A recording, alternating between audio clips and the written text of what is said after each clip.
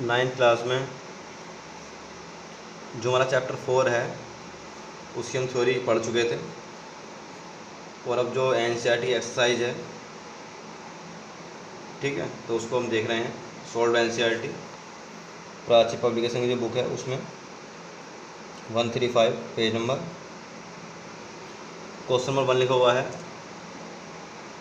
कि जो आपके स्कूल बैग होते हैं, तो जो हमारे पास इसमें स्ट्रैप है, ठीक है, वो थिन होती है।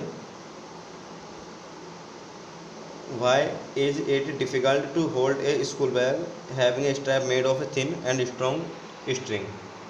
तो क्यों डिफ़िकल्ट होता है हमारे पास स्कूल बैग में जो है एक जो स्ट्रैप लगाते हैं वो थिन अगर लगाएं तो डिफ़िकल्ट है, ठीक है। तो जनरली मतलब हाँ वाइडली उसका स्ट्रैप का यूज़ करते हैं हम। क्यों होता है ऐसा, इसका रीज़न क्या है, ठीक है। तो इसका रीज़न ये है, आपने एक फॉर्मूला पढ़ा हुआ था, pressure equal force upon area, P equal F/A। तो इस फॉर्मूले से एक कंसेप्ट निकल कर आता है कि जो प्रेशर है वो हमारे पास इन्वर्सली प्रोपोर्शनल है किसके, एरिया के। मीन्स अगर एरिया इंक्रीज होगा तो प्रेशर क्या होगा, डिक्रीज होगा, ठीक है। तो या फिर कह सकते हैं अगर एरिया डिक्रीज हो रहा है तो प्रेशर क्या होगा, इंक्रीज होगा। तो प्रेशर जो है हमारे पास वो एरिया के इन्वर्सली प्रोपोर्शनल है, ठीक। तो अगर आप जो है एरिया कम रखेंगे स्ट्रैप का, तो उससे क्या होगा, जो स्कूल का बैग है उसकी वजह से बच्चों पे जो हमारे पास प्रेशर है वो ज़्यादा लगेगा, ठीक है। जिससे कि क्या होगा, हमारे पास डिफ़िकल्ट होगा बैग को अगर हम लेकर जा रहे हैं, अगर स्मॉल एरिया है स्ट्रैप का, तो क्या काम करेंगे हम, एरिया थोड़ा हमारे पास जो स्ट्रैप है वो थोड़ी वाइडली होनी चाहिए ताकि प्रेशर कम लग सके, ठीक है। ये इसका आंसर लिखा हुआ है। तो इसलिए थिन स्ट्रिंग जो है हमारे पास लेस एरिया की, या कह सकते हैं हमारे पास वो मोर प्रेशर लगाएंगे, ज़्यादा लगाएंगे शोल्डर्स पर, जिससे कि प्रॉब्लम होगी, ठीक। तो ये इसका आंसर लिखा हुआ है, pressure exerted on A shoulders. जो प्रेशर होता है हमारे पास शोल्डर्स पर, वो लगने वाला क्या होगा, इन्वर्सली प्रोपोर्शनल है एरिया के स्ट्रैप के। तो अगर स्ट्रैप थिन होगी, स्ट्रिंग आप थिन लेंगे, तो उससे क्या होगा, प्रेशर जो है ज़्यादा अप्लाई होगा शोल्डर्स पर, ठीक है। तो ये बताया क्वेश्चन में। इसलिए जो स्कूल के बैग की तनी होती हैं वो थोड़ा वाइडली रखते हैं वो, ताकि प्रेशर जो है कम अप्लाई हो शोल्डर्स पर, ठीक है। दूसरा क्वेश्चन क्या है, मेन कंसेप्ट फॉर्मूला है, ठीक है, pressure equal force upon area. तो एरिया अगर ज़्यादा करोगे तो प्रेशर डिक्रीज होगा, ठीक है। सेकंड क्वेश्चन है, बियोंसी का क्या मतलब होता है। तो बियोंसी का जो मतलब होता है, यानी कि एक टाइप का फोर्स है, अपवर्ड फोर्स, जो कि किसी भी फ्लूइड या लिक्विड द्वारा लगाया जा रहा है ऑब्जेक्ट के ऊपर, ठीक है। अगर किसी भी ऑब्जेक्ट को हम पार्सली या कम्प्लीटली इमर्ज्ड कर रहे हैं किसी भी फ्लूइड के अंदर, तो जब भी किसी फ्लूइड के अंदर किसी भी ऑब्जेक्ट को पार्सली या कम्प्लीटली इमर्ज्ड करते हैं, डुबोते हैं, तो क्या होता है, हमारे पास उस बॉडी के ऊपर जो फ्लूइड है वो अपथ्रस्ट लगाता है, ऊपर का एक फोर्स लगाता है। इस फिनोमेनन को बोलते हैं आप बियोंसी, ठीक है ना। द अपवर्ड फोर्स, वो upward force exerted by A fluid, जो फ्लूइड अप्लाई करता है अपॉन एन ऑब्जेक्ट, किसी ऑब्जेक्ट पर, विच इज पार्सली और कम्प्लीटली इमर्ज्ड, ठीक है ना। या तो पार्सली आप लगभग में डुबो रहे हैं या कम्प्लीटली डुबो रहे हैं, उसे इमर्ज्ड कर रहे हैं, उसे बोलते हैं बियोंसी, ठीक है। ये क्वेश्चन आप याद कर लेंगे बियोंसी का भी। इसके बाद तीसरा क्वेश्चन आता है हमारे पास, क्या, why does an object float और sink when placed on the surface of a water. ठीक है, कोई बॉडी कब जो है हमारे पास तैरेगी वाटर में या कब डूब जाएगी वो, ठीक है, ये आपको पूछा है। तो आप इसका आंसर एक डेंसिटी के कंसेप्ट से दे सकते हैं और दूसरा वेट के कंसेप्ट से दे सकते हैं, ठीक।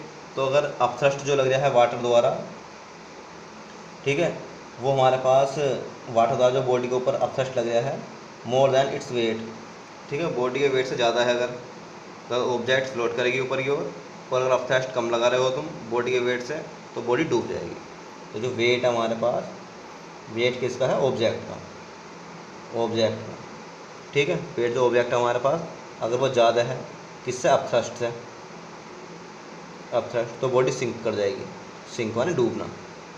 और अगर वेट जो है बॉडी का, वेट जो है हमारे पास ऑब्जेक्ट का वो कम है अपथ्रस्ट से, अपथ्रस्ट ज़्यादा अप्लाई हो रहा है ऊपर की ओर, ठीक है, तो क्या होगा, बॉडी फ्लोट करेगी। ये आप याद कर लेंगे, इंपॉर्टेंट क्वेश्चन है ये, ठीक है।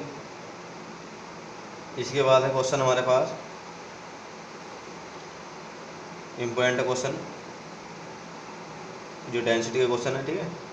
वो तरह से देख लेंगे। यानी ये लिखा हुआ हमारे पास, you find your mass is to be 42 kilogram in weighing machine.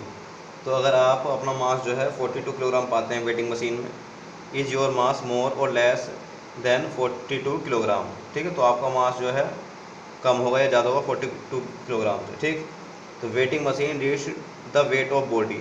तो हमेशा जो वेटिंग मशीन होती है वो आपका वेट पड़ती है। वेट का मीन्स होता है ग्रेविटी भी साथ में चल रही है, यानी कि W=mg। कंसेप्ट ये आ रहा है वहाँ पर, ठीक है। ये है हमारे पास।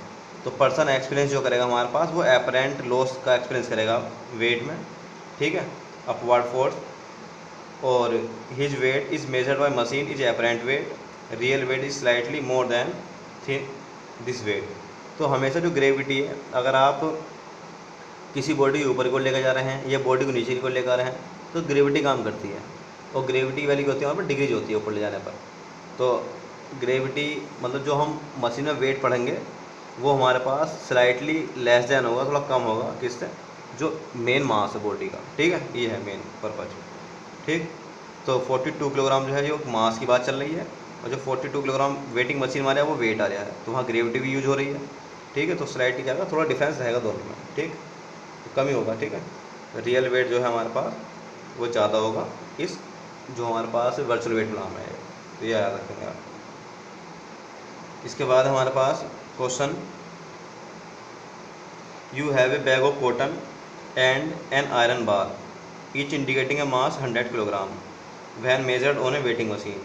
इन reality one is heavier than other, can you say which one is heavier and Y.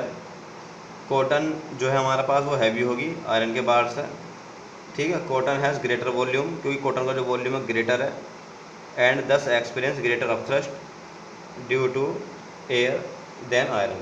तो जो आयरन की हमारे पास जो बार है या निडल टाइप है, उसमें क्या होगा हमारे पास, वो कम अपथ्रस्ट का एक्सपीरियंस करेगा। और जो कॉटन है उसका वॉल्यूम ज़्यादा है, तो वो ज़्यादा अपथ्रस्ट का एक्सपीरियंस करेगा।